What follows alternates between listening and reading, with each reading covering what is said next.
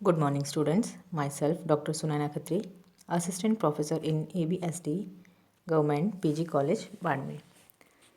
Today we will study about audit notebook यानी अंकेक्षण notebook के बारे में आज हम डिस्कस करेंगे। अंकेक्षण कार्य संबंधी पत्रों में अंकेक्षण नोटबुक भी हो सकती है। प्रायः अंकेक्षण कार्य संबंधी पत्र खुले रूप में एक फाइल में अटैच करके रखे जाते हैं, परंतु कभी कभी एक जो है बंधी हुई नोटबुक भी रखी जाती है जिसमें ऑडिट कार्य संबंधी महत्वपूर्ण विवरण को लिख लिया जाता है और उनकी नकल कर ली जाती है यानी फोटोकॉपी कर ली जाती है। इस नोटबुक को कुछ लोग अंकेक्षण नोटबुक के नाम से भी पुकारते हैं। शेष अन्य पत्रों को खुले रूप में फाइल में अटैच करके रख दिया जाता है, यानी कुछ डॉक्यूमेंट्स हमारे पास जो एक बंधी हुई फाइल के रूप में हो सकते हैं और बाकी के डॉक्यूमेंट्स जो अटैच करके हम जो है वो एक खुले फोल्डर में रख देते हैं।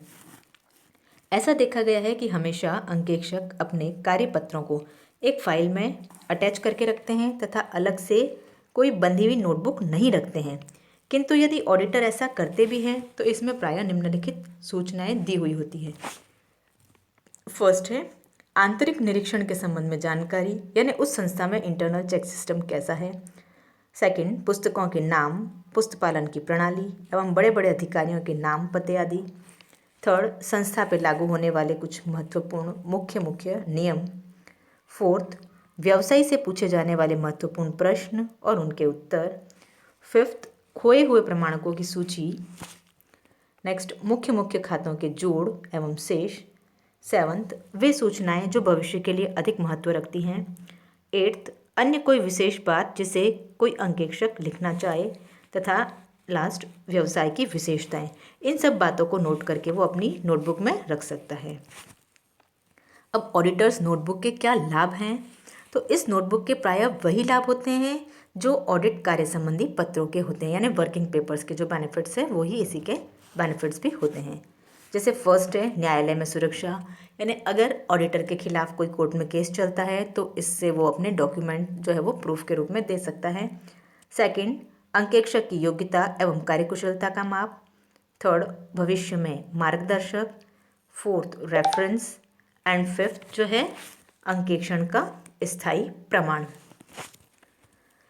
कभी कभी अंकेक्षण नोटबुक के लाभ के बजाय हानि भी हो सकती है। हो सकता है कि अंकेक्षक अपने कार्य में लापरवाही बरतता हो तथा कानूनी मुकदमा चलने पर अंकेक्षण कार्यपत्र व नोटबुक के आधार पर लापरवाही का प्रमाण मिल जाए, किंतु केवल इस बात के आधार पर ही उसके महत्व को कम नहीं किया जा सकता कि ऑडिटर नोटबुक का कोई इंपॉर्टेंस नहीं है। London and general bank case में न्यायाधीश ने एक अच्छी नोटबुक को अंकेक्षक और उसके कार्य के लिए बहुत महत्वपूर्ण बताया था और इस बात पर जोर दिया था कि एक अंकेक्षक को अधिक सूचनाएं रखनी चाहिए। अब है ऑडिटर्स जो है जो जांच में प्रयोग होने वाले चिन्ह कौन कौन से हो सकते हैं, यानी टेस्ट मार्क जो हम यूज़ करते हैं ऑडिट चेकिंग में वो कौन कौन से हैं और उनके क्या बेनिफिट्स हैं। अंकेक्षक के कर्मचारी लेखे की जांच करते समय कई प्रकार के चिन्हों का प्रयोग करते हैं। इसमें से कुछ आपको एग्जाम्पल्स यहाँ दे रखे हैं। ऑडिटर अपने स्टाफ को इन चिन्हों का प्रयोग समझा देता है और साथ ही अपनी नोटबुक में लिख देता है कि किस कार्य के लिए कौन सा टिक जो है वो चिन्ह प्रयोग करना है। जिस प्रकार एक पर्सन जो है किसी रास्ते से गुजरता है उस पर वह अपने पद चिन्ह यानी फुट स्टेप्स जो है वो छोड़ता जाता है, उसी प्रकार ये चिन्ह भी अंकेक्षण कार्य के पद चिन्ह हैं। किसी पुस्तक की जांच के संबंध में यह प्रारंभिक प्रमाण यानी प्राइमरी प्रूफ प्रस्तुत करते हैं कि उस पुस्तक की जांच कर ली गई है, लेकिन चिन्ह जांच का अंतिम प्रमाण यानी जो है फाइनल प्रूफ नहीं है। हो सकता है कि अंकेक्षक का कर्मचारी यह प्रकट करने के लिए कि उसने जांच कार्य कर लिया है और वो ऐसे ही निशान लगा दे और वास्तव में जांच कार्य न किया गया हो। इसलिए अंकेक्षक को अपने कर्मचारियों को कार्य का पुनर्निरीक्षण करते रहना चाहिए, यानी उसको रिव्यू करते रहना चाहिए और इन चिन्हों के प्रयोग के संबंध में निम्नलिखित सावधानियां बरती जानी चाहिए। जैसे फर्स्ट है भिन्न भिन्न कार्यों के लिए भिन्न भिन्न चिन्हों का प्रयोग किया जाना चाहिए। जैसे जोड़ की जांच के लिए जोड़ को अगले पृष्ठ पर ले जाने के लिए, खतौनी के लिए अलग अलग चिन्हों का प्रयोग किया जाना चाहिए। प्रत्येक चिन्ह छोटा एवं स्पष्ट होना चाहिए ताकि उसको लगाने में अधिक टाइम खर्च न हो और एक चिन्ह को दूसरे से अलग किया जा सके, यानी दोनों में डिफरेंस किया जा सके। नेक्स्ट है, संस्था के कर्मचारियों को आदेश दिया जाना चाहिए कि वे उस प्रकार के चिन्हों का प्रयोग न करें जिनका ऑडिटर के कर्मचारी प्रयोग करेंगे। इसके लिए संस्था के कर्मचारियों को बताना पड़ेगा कि अंकेक्षक के कर्मचारी किस प्रकार के चिन्हों का प्रयोग करेंगे, लेकिन इस बात का विशेष ध्यान रखा जाना चाहिए कि संस्था के कर्मचारियों को यह कभी न बताया जाए कि कौन सा चिन्ह क्या प्रकट करता है। नेक्स्ट है, चिन्हों के प्रयोग में विभिन्न रंगों की पेंसिल्स का यूज़ किया जाना चाहिए, यानी डिफरेंट कलर्स का यूज़ किया जाना चाहिए ताकि चिन्हों को आसानी से पहचाना जा सके और चिन्हों के रंग को प्रतिवर्ष बदलते रहना चाहिए। कुछ अंकेक्षक तो न धुलने वाली स्याही यानी कि जो है जिस इंक को मिटा नहीं सकते हैं उस इंक का यूज़ करते हैं। अब अंकेक्षण कार्य में प्रायः निम्नलिखित शब्द प्रयुक्त होते हैं, यानी इसमें कौन कौन से मेन टर्म्स यूज़ होते हैं, इंपॉर्टेंट टर्म्स, उसको हम स्टडी करेंगे। फर्स्ट है इसमें कास्ट यानी टोटल, योग तथा उपयोग यानी सब टोटल्स की जांच करना।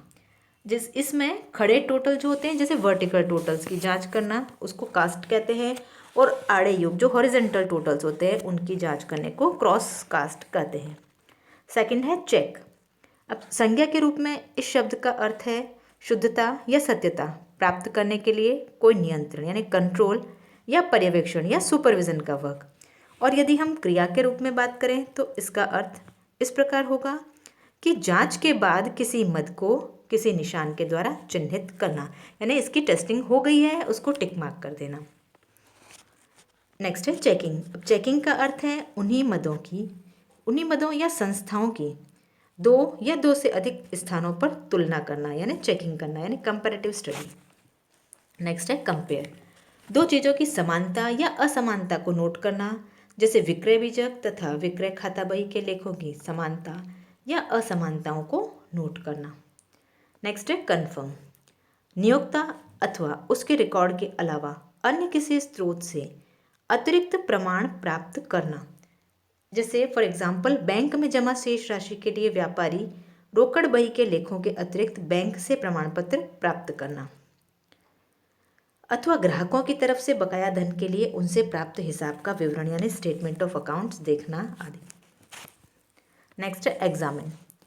स्वीकृत मापदंडों के अनुसार उचित रीति से जांचना, निरीक्षण करना अथवा अनुसंधान करना, ये एग्जामिन कहलाता है। नेक्स्ट है इंस्पेक्ट, यानी आलोचना सहित पुनर्निरीक्षण करना तथा अनुसंधान करना। इसके लिए कभी कभी स्क्रूटनाइज शब्द भी प्रयुक्त होता है। नेक्स्ट है रिकंसिल। संबंधित अंकों के अलग अलग तथा स्वत्व यानी समूह सेट्स को समझौते के रूप में ले आना, जैसे रोकड़ बही के शेष का पासबुक के शेष से मिलान करना, इसको रिकंसिलिएशन कहते हैं और इसके लिए रिकंसिलिएशन स्टेटमेंट प्रिपेयर किया जाता है। नेक्स्ट है टैली। किन्हीं दो या दो से अधिक अंकों या उनके समूहों का मिलान करना, जैसे क्रय खाता बही के लेनदारों के शेषों बैलेंस का सामान्य खाता बही में खोले गए क्रय खाता बही समायोजन खाते के शेष से मिलान करना, ये कहलाता है टैली। नेक्स्ट है टेस्टिंग।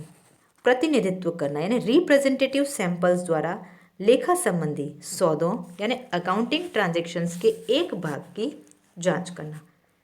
इसमें दो बातें सम्मिलित है। प्रथम तो प्रतिनिधि नमूना, यानी जो हमारा रिप्रेजेंटेटिव सैंपल है उसको सेलेक्ट यानी उसका चयन करना, और सेकंड उनकी टेस्टिंग, उनकी जांच करना। नेक्स्ट है ट्रेस। यह निर्धारित करना कि क्या एक मद अपनी मौलिक आकृति के अनुसार संपन्न हुआ है अथवा नहीं, यानी उसी फिगर उसी जो है नंबर्स में शो हो रहा है कि नहीं हो रहा है जिस रूप में वो ट्रांजैक्शन ओरिजिनली हुआ था, यानी बिल में जितनी अमाउंट दे रखी थी वही अमाउंट सब जगह पोस्टिंग्स में और आगे कैरी हो रही है या नहीं। नेक्स्ट है वेरिफिकेशन। सत्यता एवं शुद्धता को प्रमाणित करने का कार्य ये कहलाता है वेरिफिकेशन। तो ये कुछ इंपॉर्टेंट टर्म्स हैं जो ऑडिटिंग में यूज़ किए जाते हैं। Thank you.